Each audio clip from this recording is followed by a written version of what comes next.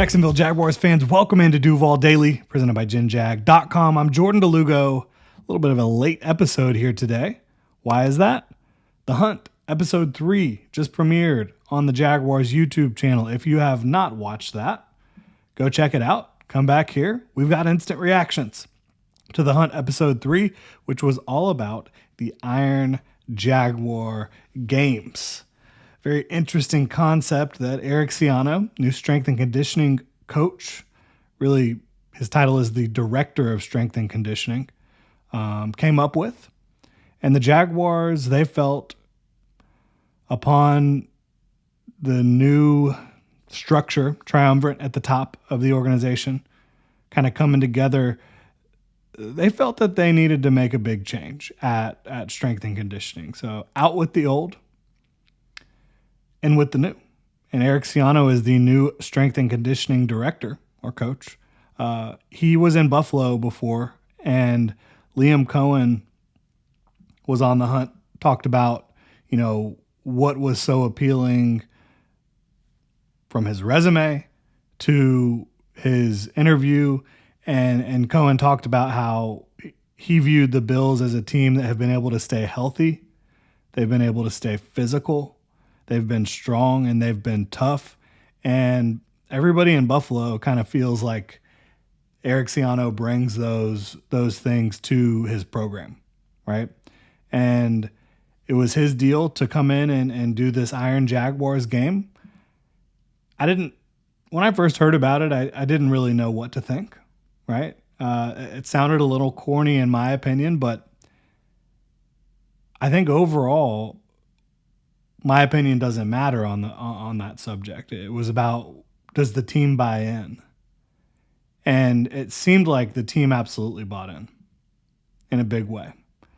And it wasn't just the Iron Jaguar Games, right? It's just the culture of work that Ciano brought in, and Foye talked about it. He said after the very first day, he knew what it was all about with Ciano. And after last year, the way things kind of went on and off the field, the guys are ready to work. Dewey Wingard said that it is the hardest offseason that he's been through, by far. Also, shout out to Dewey wearing a Zeppelin shirt in the Iron Jaguar draft. So the way they put this together, I thought was pretty cool. They had captains and lieutenants for 7 different teams. Is that right? 6 teams.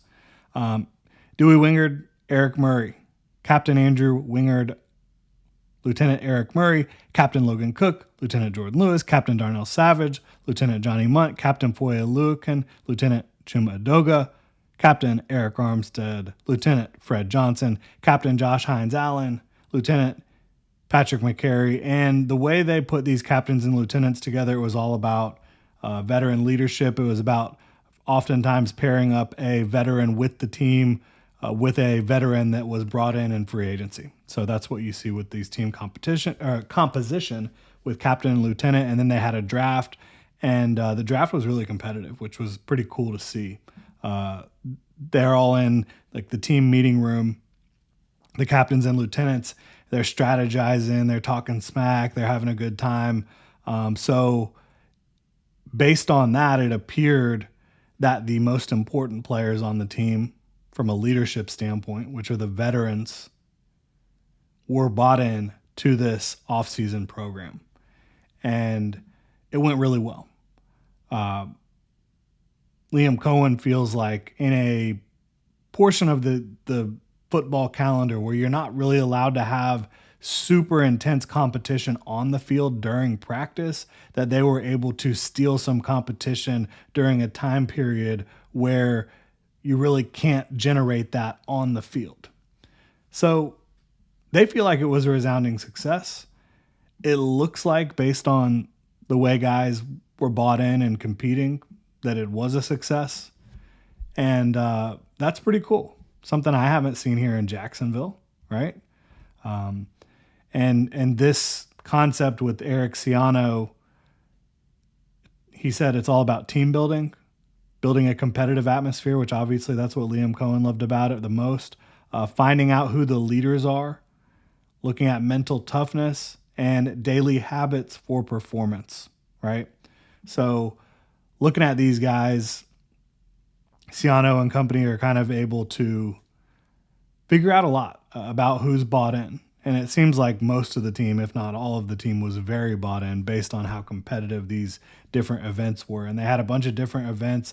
A lot of them had to do with strength, but there was some that, having some DBs helped out when they were pushing the light sled. Having lighter guys helped out when you're trying to just do bar hangs, right? But a lot of it was about strength. And no big surprise, Trayvon Walker was the first pick. Shocker, right? The guy who is the first overall pick in the NFL draft, big-time recruit out of high school, unbelievable athlete, unbelievable strength. He was the first pick, and his team did not win. Foye and his team won, and he started off with drafting linebackers. He went Devin Lloyd and Chad Muma back-to-back, which I love to see that from Foye because he is such a leader. He really is. I mean, he's been a leader since the day he stepped in the building. And I always talk about this, but a couple years back, veterans given off of mandatory minicamp because Doug Peterson was happy with the participation and what they were able to get done prior to mandatory minicamp. And Foye and the only veteran, he sticks around and he's like, I want to be here for my linebacker room. I want to be here for my teammates. And that's just one example of his leadership. But I thought it was cool seeing him like go get his linebackers. And then Chuma Edoga wanted to go get some offensive linemen. They also got Mason Smith, who was kind of their ace up their sleeve in the tug of war. They put him up front, and nobody could kind of manage that strength. And Mason Smith is an athlete. He's a hell of a specimen. So that was pretty cool to see all the competition that they were able to generate out there. It was interesting not seeing much of Travis Hunter in this episode till the end. They started showing some highlights from camp, mandatory minicamp and all that good stuff. And you saw Travis Hunter making some plays on both sides of the ball. Saw BT making some plays. And these are all things that we've already seen and reported on, these mandatory minicamp things. But it was still good to close out the episode with some actual football. And now we are less than a week away from training camp really getting kicked off. Rookies and veterans and all that reporting. Veterans report on Tuesday, and we get out on the practice field on Wednesday. I believe practice starts at 8:15, pretty early, so I'm excited about that. Get out there on the practice field and see what these guys have to offer. And Liam Cohen talked about at the very end. It is all about coming back in the best shape you can possibly come back in so you can hit the ground running. You're not having to hit the reset button at all. You're able to just go in training camp and really push things forward. So that's what his expectation is for these guys. It'll be interesting to kind of monitor that as we get out on the field and see how good of shape this team looks like it's in, how quickly are they able to hit the ground running. And obviously pads will not be on immediately, right? But the second week you'll start to see some pads. I believe the Jaguars put out what the first day of pads is. I can't remember off the top of my head right now, but that's going to be really fascinating. I thought this was a fun episode. It was a different episode. We've never seen anything like this, right? It was a different sort of competition, off-season program. I'm excited to see, does Eric Ciano, does this new strength and conditioning program, does it make a big difference? Do you see a team that gets less injured, that looks like they're in better shape? Because it's not only getting these guys stronger. Like, they were extremely strong last year, but they weren't in their best football shape because they were like overly big, a lot of them, especially on the defensive side of the ball. So it's about getting them in their best possible shape to be effective on the football field.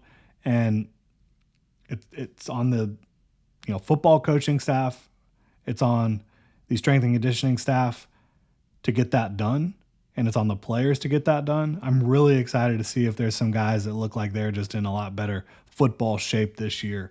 with this new regime and new strength and conditioning staff and strength and conditioning director. So I think that's what this is all about. That's what this episode was all about. And also, a lot of free agents signed, right? Establishing some camaraderie, some chemistry, culture. Logan Cook feels like they're doing that pretty organically. And so Logan Cook's been around a lot of football teams with the Jaguars here. And going to be fun to see, certainly, how this ends up playing out. We are less than a week away from training camp. Really appreciate y'all tuning in, supporting us this offseason, tuning into the coverage. And if you enjoy the content, please do not forget to hit that like and subscribe button. It helps out tremendously. And please let me know what you think about the hunt in the comment section below. Y'all have a good night.